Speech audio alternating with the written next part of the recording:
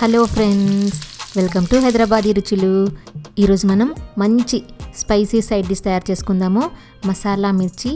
ఈ మిర్చి పప్పులో కానీ సాంబార్లో కానీ సైడ్ డిష్గా చాలా టేస్టీగా ఉంటుంది. మనకి ఎప్పుడైనా కూరగాయలు ఏమీ లేనప్పుడు ఈ మిర్చిని డైరెక్ట్గా రైస్లో కలుపుకొని కూడా తినచ్చు.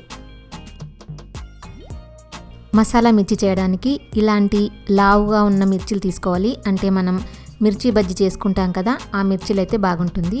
కారం కూడా తక్కువ ఉంటాయి. ఈ మిర్చిలని ముందుగా బాగా కడిగి పొడుగా ఘాట్లు పెట్టుకోవాలి.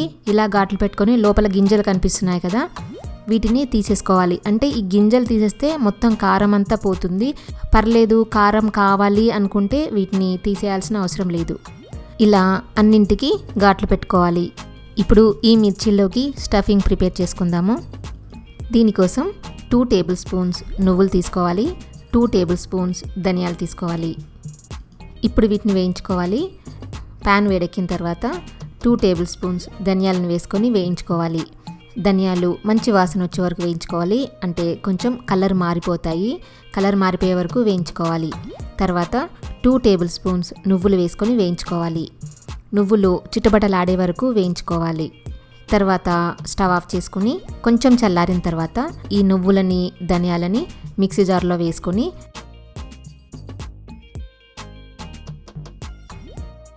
మూత పెట్టుకుని మెత్తగా పౌడర్ చేసుకోవాలి. ఇదిగో చూడండి, ఇలాగా మెత్తగా పౌడర్ చేసుకోవాలి. ఇప్పుడు ఈ పౌడర్ని ఒక బౌల్లో వేసుకుందాము. తర్వాత దీంట్లో 1 టీ స్పూన్ లేదా టేస్ట్కి తగినంత సాల్ట్ వేసుకోవాలి.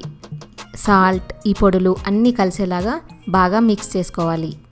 కొన్ని వాటర్ పోసుకుని మిక్స్ చేసుకోవాలి. ఎక్కువ వాటర్ పోయొద్దు. 1 లేక 1.5 స్పూన్ వాటర్ మాత్రమే పోసుకోవాలి. మరీ పల్చగా చేసుకోవద్దు. పొడిగానే ఉండాలి. కాకపోతే కొంచెం తడపాలి. ఎందుకంటే ఈ మసాలా అంతా మిర్చీలకి పట్టుకొని ఉండడానికి మాత్రమే. మీకు ఎక్కువ తడి అయిపోయినా ఈ మసాలా ఆయిల్లో పడిపోతుంది. లేదు, నీళ్ళు ఎక్కువ పోసుకుంటే ఎక్కువ పల్చగా కూడా మసాలా ఆయిల్లో పడిపోతుంది. ఇప్పుడు ఈ స్టఫింగ్ని మనం ఇందాక ఘాట్లు పెట్టుకున్నాం కదా మిర్చీలకి, ఆ మిర్చిలో స్టఫ్ చేసుకోవాలి. ఇదిగో చూడండి, కొంచెం ఇలా తీసుకొని ఈ మిర్చి లోపలంతా పెట్టుకోవాలి.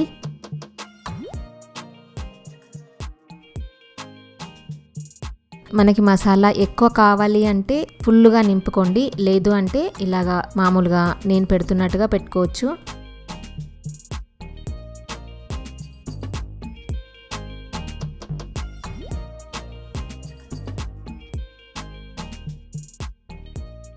అన్నింటికి ఇలా స్టఫ్ చేసుకొని పక్కన పెట్టుకోవాలి. ఇప్పుడు ఈ మిర్చీలని వేయించుకుందాము. ఒక ప్యాన్లో 2 టేబుల్ స్పూన్స్ ఆయిల్ వేసుకొని వేడి చేసుకోవాలి.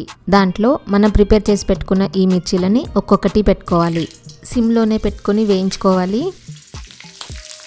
మనం స్టఫ్ చేసుకున్నాం కదా, ఆ స్టఫింగ్ పైకి ఉండేలాగా పెట్టుకోవాలి. ఎందుకంటే మనం బోర్లించి పెడితే ఈ స్టఫింగ్ బయటకు వచ్చే ఛాన్స్ ఉంది.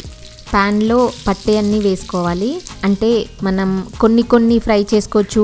లేదు అంటే అన్నీ ఒకసారి వేసుకొని కూడా ఫ్రై చేసుకోవచ్చు. ఎక్కువ ఉంటే ఒకదానికొకటి తగిలి మసాలా బయటకు వచ్చే ఛాన్స్ ఎక్కువగా ఉంటుంది. 1 నిమిషం తర్వాత ఇలా తిరగేసుకోవాలి. కనిపిస్తుంది కదా, మిర్చి వేగి కలర్ మారినట్టు. ఇలా అన్ని వైపులా తిప్పుకుంటూ ఫ్రై చేసుకోవాలి. జాగ్రత్తగా తిప్పుకోండి, లేకపోతే మసాలా అంతా బయటకు వెళ్ళే ఛాన్స్ ఉంటుంది. ఇలా కలర్ మారిపోయిన తర్వాత వీటన్నింటిని వేరే ప్లేట్లోకి తీసి పెట్టుకోవాలి. తర్వాత ఇదే ఆయిల్లో ఇంకో బ్యాచ్ వేసుకొని ఫ్రై చేసుకోవచ్చు.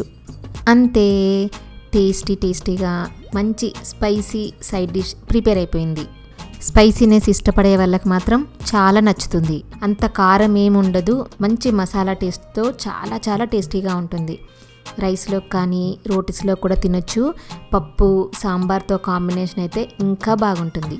మీరు కూడా ట్రై చేసి చెప్తారు కదా.